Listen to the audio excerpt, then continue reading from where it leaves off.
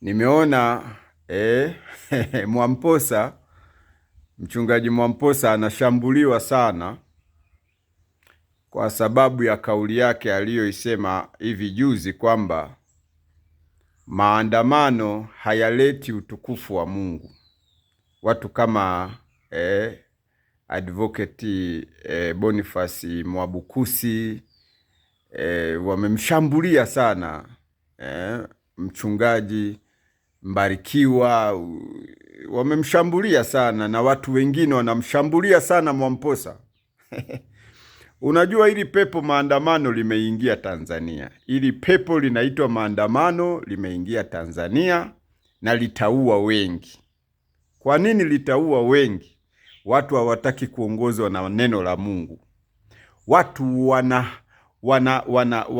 wana mapenzi binafsi kuliko mapenzi ya Mungu. Yaani Mungu aongei ndani ya watu. Tamaa za kutimiza matakwa yetu binadamu ndizo zinazoongea sana, na hii ni hatari sana. Ndio maana kile kitabu cha Hosea sura ile ya 4 mstari wa 6, Biblia inasema watu wangu wanaangamizwa, sio wanaangamia, wanaangamizwa kwa kukosa maarifa. Tuliongea sana kabla ya Oktoba 29, tuliongea sana. Watu wamekufa, watu wamevunjika, watu wamepoteza mali, na Rais Samia ndio rais wa nchi hii. Bado kama Oktoba 29 hamkuelewa, subirini Desemba 9 mtaelewa zaidi. Hakuna kitakachobadilika na watu watakufa zaidi, kwa sababu tumeamua kuwa vichaa. Tumeamua kuliruhusu hili pepo linaitwa maandamano lituendeshe. Ngoja nifafanue vizuri. Watu wanatumia maandiko hayo kwamba maandamano yamo ndani ya Biblia. Yoshua aliongoza wana wa Israeli kupitia maandamano mpaka wakaweza kushinda vita vile vya kubomoa mji wa Yeriko, wakashinda. Lile lilikuwa ni agano la kale. Sisi tunaishi agano la kale. Wakristo tunaishi agano la kale. Daudi alichukua panga akampiga Goliati, wana wa Israeli wakashinda vita, wakaweza kurithi ardhi ambayo wamepewa na Mungu kwa njia za kimwili. Paulo anazungumza kwamba ingawa tunaenenda kwa mwili, ile Wakorintho wa pili sura ile ya 10 mstari wa 3 mpaka mstari wa 4, ingawa maisha yetu tunayaendesha kwa njia za kimwili, lakini hatufanyi vita kwa jinsi ya mwili. Sisi wa Kristo hatufanyi vita kwa jinsi ya mwili. Bwana wetu Yesu Kristo wakati anafanya maandamano ya kuingia katika mji wa Jerusalem, akuwa anafanya maandamano ya vita. Sisi tunataka kufanya maandamano ya vita, maandamano ya uhaini, maandamano ya kupindua serikali. Alafu unayafananishaje wewe hayo maandamano na yale maandamano ya Yesu Kristo? We ni kichaa, we ni chizi, we una pepo linaitwa maandamano Jamani, toeni basi sadaka mtuachie kabla ya Desemba 9. Yaani toeni tu sadaka mali zenu na vitu vingi. Mmechoka kuishi, hamtaki uzima wa milele, hamtaki Yesu aongee ndani yenu, mnataka katiba ndio iongee. Hamtaki Biblia iongee ndani yenu, mnataka katiba ndio iongee ndani yenu. Tuachieni urithi wa mali zetu. Naona mmechoka kuishi nyinyi. Ni nyakati za mwisho hizi, kwa sababu hamtaki katiba. Haielewi roho ya Yezebeli, haielewi katiba, haielewi mfumo wa mpinga Kristo unaoendelea hivi sasa duniani, kwamba global agenda ya dunia ni mchakato wa kumfanya mpinga Kristo atawale dunia. Vita vya Waislamu na Wakristo vinatengenezwa Nigeria, vimetengenezwa Afrika ya Kati, sasa hizi vinatengenezwa Tanzania. Katiba ya juu haina haya macho, haina haya macho.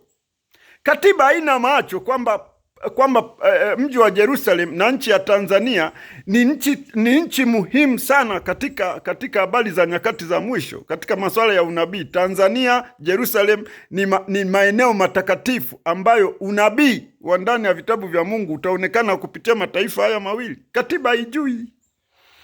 Wewe unataka kuishi kwa mujibu wa katiba, hautaki kuishi kwa mujibu wa nini? Wa neno la Mungu. Mtakufa.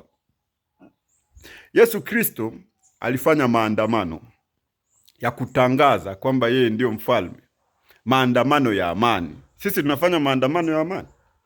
Wakati Yesu anakuja kukamatwa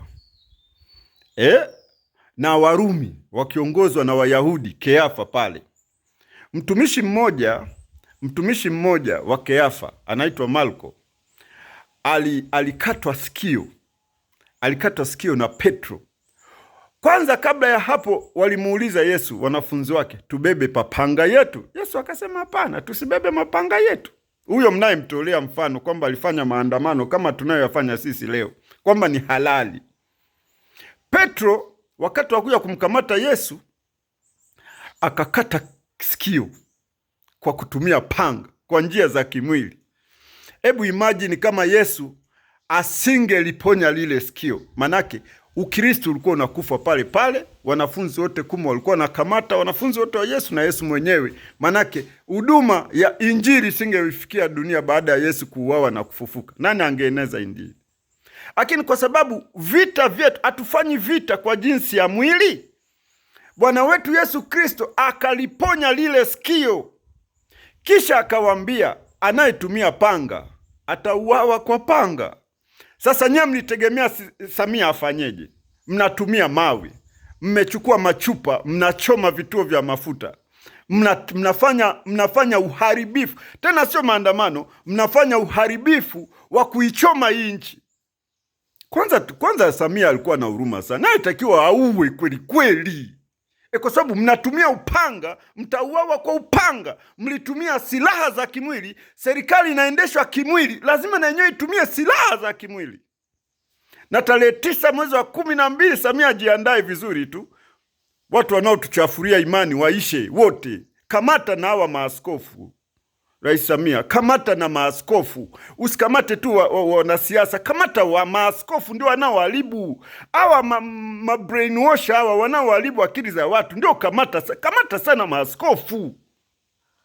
Mbona Waislamu wametulia? Si walijaribu na wenyewe wakatulia?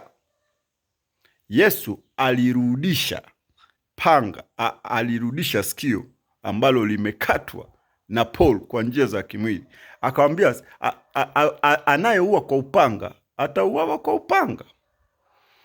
Kwa hivyo Advocate Mwabukusi, Mbarikiwa, kama mmeamua kuwa vichaa, msituharibie taifa. Sisi wa Kristo tuna nguvu. Sisi wa Kristo silaha zetu zina nguvu katika Kristo, hata kuiangusha ngome. Soma kitabu cha Paul. Silaha zetu zina nguvu katika Mungu hata kuangusha ngome. Kama kweli nyewe mlikuwa mnafufua wafu, mnarudisha misukule, mmetapeli watu kwa visingizio kwamba mna nguvu za Mungu kwa jina la Yesu, hilo pepo, kwa nini mmeshindwa kutoa pepo lililoko Tanzania linaloua na kubaka? Nyie ni wezi, nyie ni matapeli. Utapeli wenu haufanyi kazi kwenye mambo ya siasa, unafanya kazi kwenye magonjwa. Mmeibia watu, mmeibia washirika wenu, mmetajirika. Sasa mmekuwa mabilionea. Sasa mnataka muue nchi nzima hii, mnataka mchome nchi nzima hii kwa kutumia Biblia hiyo hiyo. Nyinyi mashetani. Watumishi wa Mungu, baadhi yenu wakubwa hapa Tanzania ni mashetani.